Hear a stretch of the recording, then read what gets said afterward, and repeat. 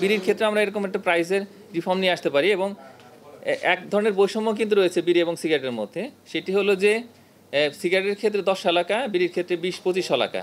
তো এই বিষয়গুলো না করে প্রত্যেকের ক্ষেত্রে 10 টাকা থাকুক, মানে এইটা একটু চিন্তা করতে পারে কিনা প্রজ্ঞা, সেটাও ভাবতে পারে। এবং দামটা ওই রকমও হতে পারে আর কি, 25-20 টাকা, কিন্তু শলাকার সংখ্যাটা কমিয়ে দেওয়া। তো এইভাবে হলে যেটা হবে যে যারা এই দরিদ্র জনগোষ্ঠী, একেবারে রিক্সাওয়ালা বা একেবারে এই টং দোকানদার, তারা হয়তো যে সিগারেট করতে পারে না, মানে কনজিউম করতে পারে না, কিন্তু তারা হয়তো বিড়িটা কনজিউম করে। তো তাদের জন্যও যে এটা কনজামশনের পরিমাণটা কমে যাবে। তার কারণ যখন 20-25টা স্টিক থাকে তখন কিন্তু তারা কিন্তু করতেই থাকে, কনজিউম করতে থাকে। তাদের বিভিন্ন রকমের হতাশা রয়েছে বা এগুলোর কথা আমরা জানি, কিন্তু এই হতাশা দূর করার এইটা কিন্তু ভালো পথ নয়। তার কারণ যখন স্বাস্থ্য খারাপ থাকে, যখন বিভিন্ন রকমের দুরারোগ্য ব্যাধি থাকে গরিব মানুষের, তখন কিন্তু তারা চিকিৎসাও করতে পারেন না।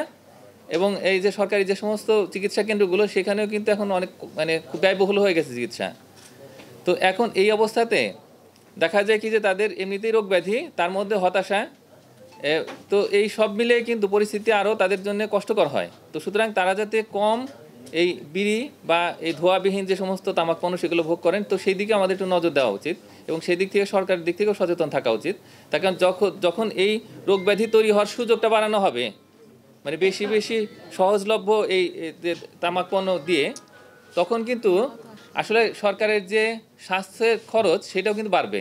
তো সুতরাং একদিকে রেভিনিউ কিন্তু শর্টেজ হচ্ছে, অন্যদিকে স্বাস্থ্য সেবা প্রদানের জন্য খরচ বেড়ে যাচ্ছে, আবার জনগণের বিভিন্ন রকমের যে জটিল রোগ ব্যাধি সেটাও বেড়ে যাচ্ছে এই তামাক পণ্য ভোগ করার কারণে। তো সুতরাং এই জায়গাগুলো আমরা যদি কমিয়ে দিই তাহলে সেক্ষেত্রে, এবং দাম বৃদ্ধি এবং কর আদায়, ওয়ালটন আবারও মিলিয়নিয়ার অফারে ওয়ালটন ফ্রিজ কিনে আপনিও হয়ে যেতে পারেন মিলিয়নিয়ার।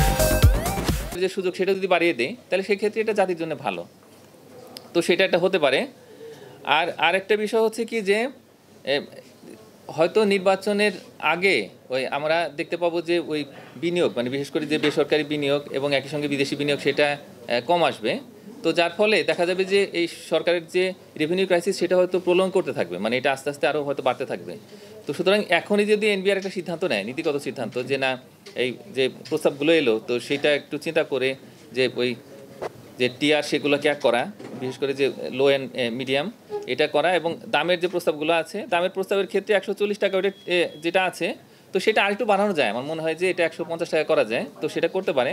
এবং এভাবে করলে যেটা হবে যে যেহেতু আমাদের অ্যাড ভ্যালুম যে ট্যাক্স, সেভাবে আমরা করে থাকি আর কি ট্যাক্স কালেকশন, তো সুতরাং প্রপোর্শনেটলি আসলে এই ট্যাক্সটা বাড়বে। কিন্তু অ্যাট দ্য সেম টাইম আরেকটা বিষয় আমাদের চিন্তা করতে হবে, সেটা হলো যে এই অ্যাড ভ্যালুম থাকার কারণে কিন্তু কর ফাঁকির বা এই যে কর পদ্ধতিতে জটিল আমরা বলে থাকি, তো সেটা কিন্তু আছে। তো যার ফলে সরকারের যে কর আদায় সেই প্রক্রিয়াটা জটিল হয়ে যায়। তো এই জায়গা থেকে আমাদের একটু যেতে হবে, মানে আরেক দফা সংস্কার দরকার। সেটা হলো যে আমরা যদি সুনির্দিষ্ট কর এর কথা চিন্তা করি, তাহলে সেক্ষেত্রে কর আদায় করাটাও সহজ হবে এবং কর রাজস্ব যেটা সেটাও বাড়বে। এই যে তরুণ জনগোষ্ঠী আমাদের দেশে আছে, কিন্তু তরুণ জনগোষ্ঠী কিন্তু এই নানা রকমের জটিল রোগ ব্যাধি এবং মৃত্যুর ঝুঁকির মধ্যেও আছে। তো সুতরাং তাদেরকে আসলে এই যে তামাক পণ্য সেটা থেকে নিবৃত্ত করা, সেটাও কিন্তু আমাদের একটা বড় দায়িত্ব।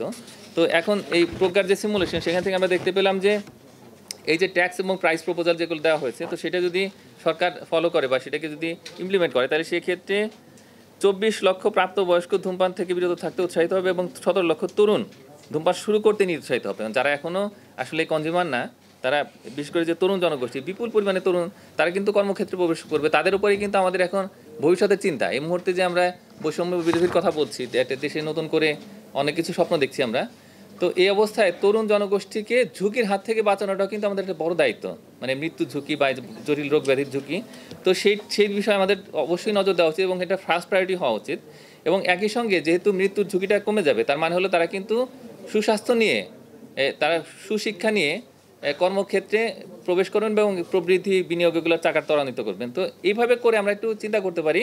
এবং একই সঙ্গে ফাইনাল যে কথা, সেটা হচ্ছে যে আমাদের একটা সহজ কর কাঠামো, যেটার কথা আসলে অনেকদিন ধরে আমরা বলছি যে এখনকার যে কর কাঠামো সেটা অত্যন্ত জটিল। তো সেখান থেকে বের হয়ে এসে খুবই সহজ একটা কর কাঠামো যদি আমরা চিন্তা করতে পারি, এবং সেটাও হতে পারে এখন একটা সংস্কার প্রস্তাব, যেহেতু এনবিআর এর মধ্যেও সংস্কারের কাজ চলছে।